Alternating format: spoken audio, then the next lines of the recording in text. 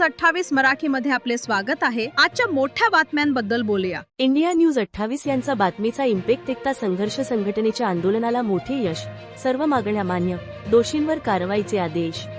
India news 28 मध्ये प्रसिद्ध झालेल्या बातमीचा इम्पॅक्ट एकता संघर्ष संघटनेने उभारलेल्या आंदोलनाला अखेर मोठे यश मिळाले आहे। संघटनेच्या सर्व प्रमुख मागण्या प्रशासनाने मान्य केल्याची माहिती समोर आली आहे। या आंदोलनाचे नेतृत्व एकता संघर्ष संघटनेचे पालघर जिल्हाध्यक्ष साईनाथ रावते यांनी केले। त्यांच्या मार्गदर्शनाखाली कार्यकर्त्यांनी शांततापूर्ण पद्धतीने आंदोलन छेडत संबंधित प्रकरणातील दोषींवर तात्काळ कारवाई, निष्पक्ष तपास आणि पीडितांना न्याय मिळावा अशी ठाम मागणी केली होती। दरम्यान कासा पोलीस ठाण्याचे इंचार्ज अमर पाटील यांनी आंदोलनकर्त्यांची भेट घेऊन सकारात्मक भूमिका घेतली। दोषींवर कायदेशीर कारवाई करण्यात येईल व तपास प्रक्रियेत कोणतीही ढिलाई केली जाणार नाही असे त्यांनी स्पष्ट आश्वासन दिले। यावेळी संघटनेचे राष्ट्रीय, जिल्हा व तालुका पदाधिकारी पंढरीनाथ गोवारी, दीपक पागधरे, रवींद्र जाधव, विलास बरड, रामदास झाक व डहाणू तालुक्यातील पदाधिकारी कार्यकर्ते मोठ्या संख्येने उपस्थित होते। प्रशासनाने सकारात्मक प्रतिसाद दिल्यानंतर संघटनेने आंदोलन स्थगित करण्याचा निर्णय घेत समाधान व्यक्त केले आहे। आता पोलिसांनी दिलेल्या आश्वासनांची प्रत्यक्ष अंमलबजावणी कशी होते याकडे सर्वांचे लक्ष लागले आहे। वार्ताहर इंडिया न्यूज 28 साठी खलील अहमद पटेल, पालघर तालुका क्राईम रिपोर्टरची रिपोर्टर। नमस्कार, नाव साईनाथ रावते, एकता संघर्ष संघटन पालघर जिल्हा अध्यक्ष। आज इतर तुम्ही बघू शकता या ठिकाणी संघटनेचे राष्ट्रीय सल्लागार आहेत पंढरीनाथ गोवारी साहेब, राष्ट्रीय सचिव रवींद्र जाधव साहेब आहेत, पालघर जिल्हा उपाध्यक्ष विलासजी बरड साहेब आहेत, त्याच्यानंतर या ठिकाणी डहाणू तालुका अध्यक्ष रामदासजी ढाक साहेब आहेत आणि पूर्ण डहाणू तालुक्याची जी कमिटी आहे ती या ठिकाणी आज उपस्थित आहे। या ठिकाणी सांगायला आज खूप आनंद होतो की येत्या 24 फेब्रुवारीला जे आपण ठिय्या आंदोलनाची या ठिकाणी हाक दिली होती कासा पोलीस स्टेशनवरती, त्यामध्ये 3 विषय घेतले गेले होते। जे 3 विषय होते की जसा करमोडी परिवाराला जो अन्याय झाला आहे, आदिवासी मुलावर अन्याय झालेला आहे, खोटा गुन्हा दाखल झाला होता, त्याला न्याय मिळावा। त्याचप्रकारे लत्ता जी लिलका आहे त्या विधवा बहिणीवर अत्याचार झाला होता, तिला न्याय मिळावा।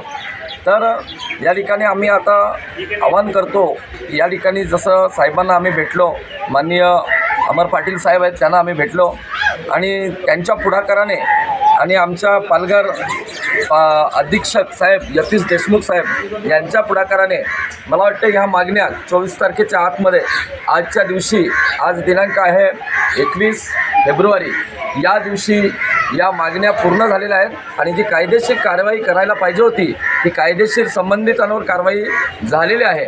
आणि म्हणून आम्ही या ठिकाणी आज ही घोषणा करतो की हे जे 24 तारखेचं हजारो संख्येचं जे या ठिकाणी आंदोलन होतं ते आंदोलन या ठिकाणी आम्ही आज तात्पुरता या ठिकाणी स्थगित करतो आहे। आज मला या ठिकाणी सांगायला आनंद होतो आहे, मी सर्व पालघर जिल्ह्यातल्या सर्व एकता संघर्ष संघटनेच्या सदस्यांना, सभासदांना मी या ठिकाणी सांगायला आनंद होतो आहे की हा विजय जो आहे तो तुमचा विजय आहे, हा लोकांचा विजय आहे, हा एकता संघर्ष संघटनेच्या प्रत्येक सभासदाचा विजय आहे।